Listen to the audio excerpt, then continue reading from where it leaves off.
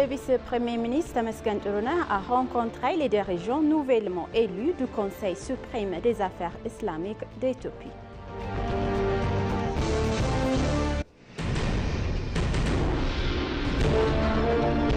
Le grand barrage de la Renaissance éthiopienne a brisé le type et de l'incompétence envers les Africains, a affirmé le diacre Daniel Kibret, conseiller du Premier ministre pour les affaires sociales.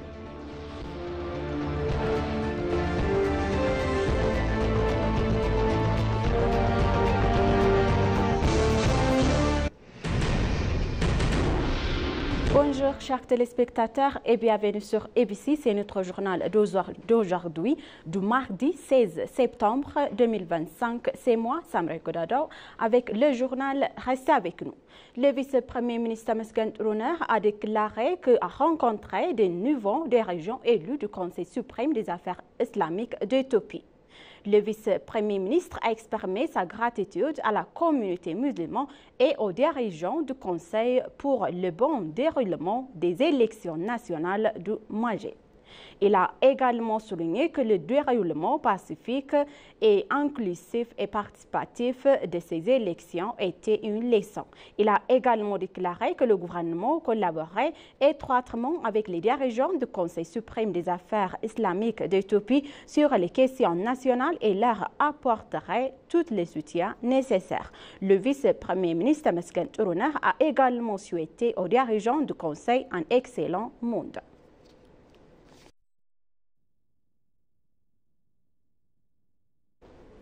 Le grand barrage de la Renaissance éthiopienne a brisé le mythe et de l'incompétence envers les Africains, a déclaré le cadre et Daniel Kibret, conseiller du Premier ministre pour les affaires sociales. Dans un entretien avec FM Addis, le diacre Daniel Kibret a déclaré que l'Éthiopie a démontré son incompétence envers les Africains en visant les tendances depuis la victoire d'Adwa jusqu'au barrage de la Renaissance éthiopienne. Il a également affirmé que nous avons pu à notre époque revenir au rêve de limiter le Nil qui réoccupe les Éthiopiens depuis des siècles. Il a également ajouté que les Éthiopiens ont montré qu'ils le pouvaient en étant comme le drapeau noir.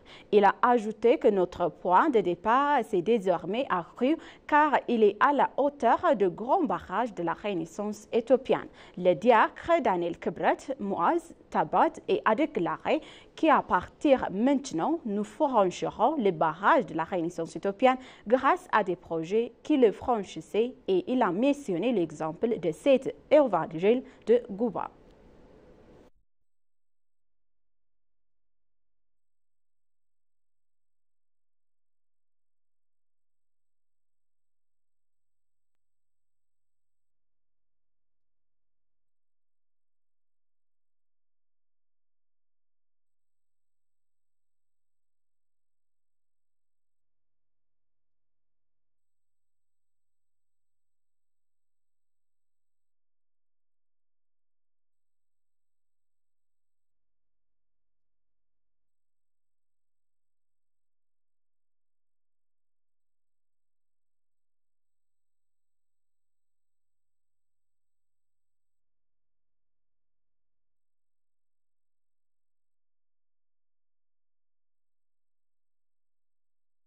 Des recherches africaines affirment que l'Éthiopie se positionne comme un pionnier continental des énergies prospères et grâce à son initiative de l'empreinte verte et à la construction du plus grand barrage hydroélectrique d'Afrique, le Grand Barrage. Bourley et Mouarbon Tahata de l'Université nationale de Lesotho a déclaré à l'ENA que Addis Ababa reflète cette transformation écologique. Je suis impressionné par les vendeurs que la ville a acquises et il a été souligné en soulevant et saluant la plantation massive d'arbres et des arbres. Il a également mis en avant le rôle du grand barrage de la Renaissance éthiopienne, symbole d'un effort collectif national, d'une alternative aux combustions et ambitions fossiles.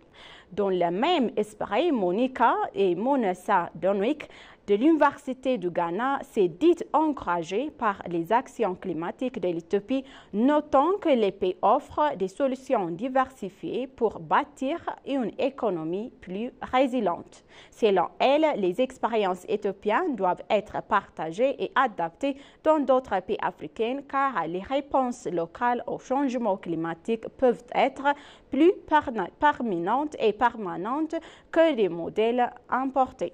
L'Éthiopie exploite désormais son immense potentiel hydroélectrique, social et solaire et éolien pour renforcer sa sécurité énergétique, améliorer la qualité de vie de sa population et stimuler le développement économique tout en donnant l'exemple d'une transition énergétique africaine fondée sur la durabilité.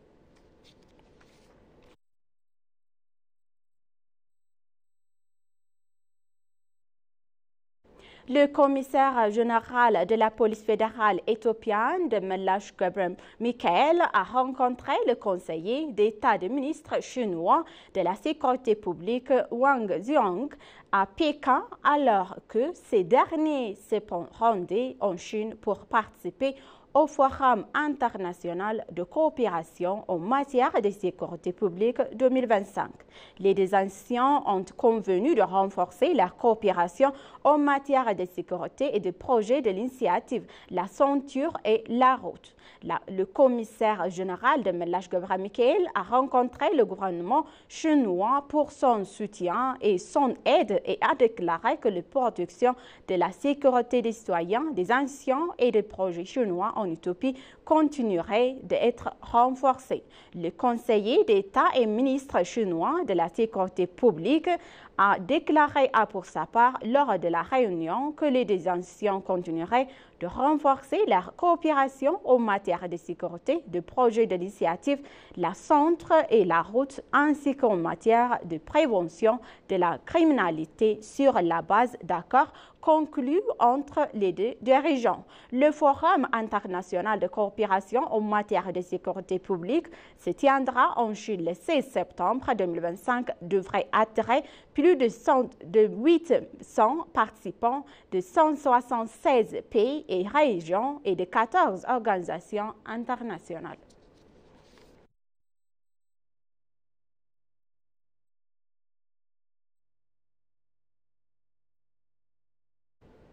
La Commission des douanes renforce ses ressources humaines pour assurer le succès réformes nationales et nationales, a déclaré son commissionnaire de Bele Kabeta.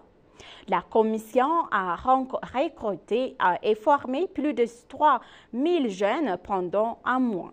De hauts responsables du secteur, dont le ministre des Finances Aina Lamnuguse, ont assisté à la cérémonie de remise des diplômes.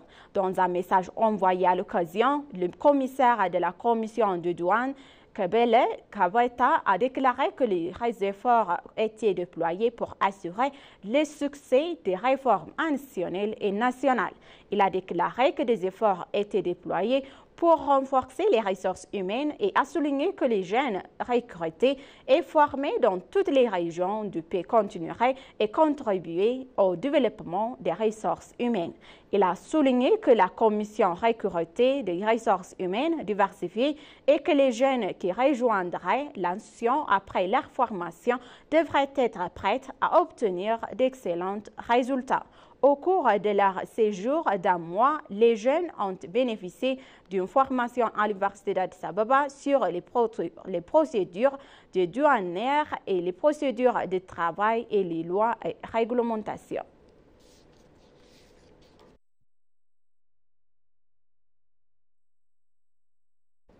Les Éthiopiens venant dans toutes les régions du pays continuent de marquer l'acheminement du grand barrage de la Renaissance éthiopienne par des célébrations populaires autres en couleur.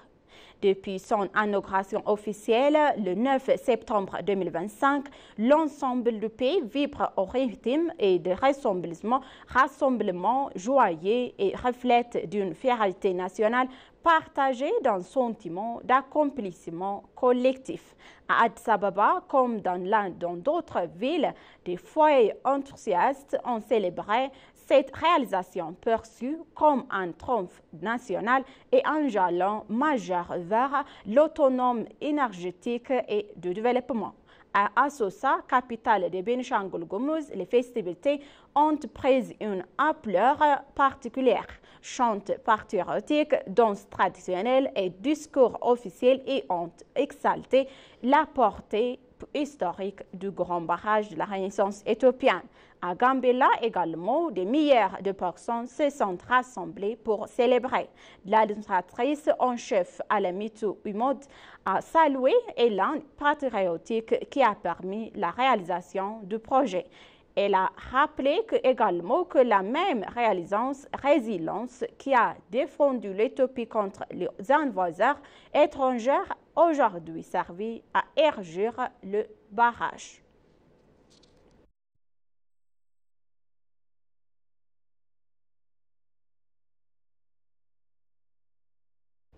La Chine continuera de renforcer son soutien au développement et au protégé de l'Afrique, a déclaré l'ambassadeur Xiang Feng, chef de la délégation chinoise auprès de l'Union africaine.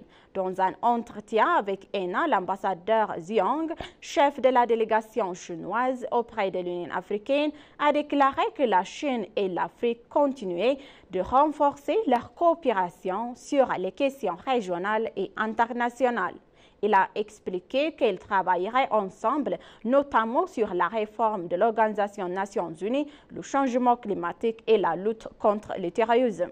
Il a ajouté que la Chine continuerait de soutenir le développement et le protège de l'Afrique. L'ambassadeur a également déclaré que la Chine est convaincue que les Africains ont la capacité et la sagesse de résoudre leurs problèmes par eux-mêmes.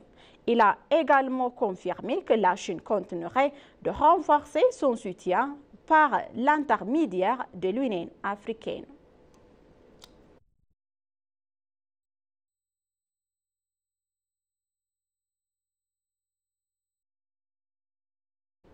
Chers téléspectateurs, maintenant je vous rappelle le titre principal.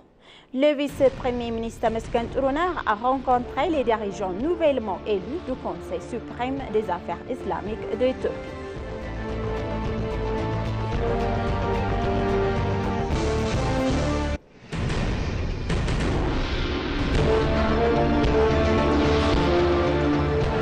Le grand barrage a brisé les mythes de l'incompétence envers les Africains, a affirmé le diacre Daniel Kebret, conseiller du Premier ministre pour les affaires sociales.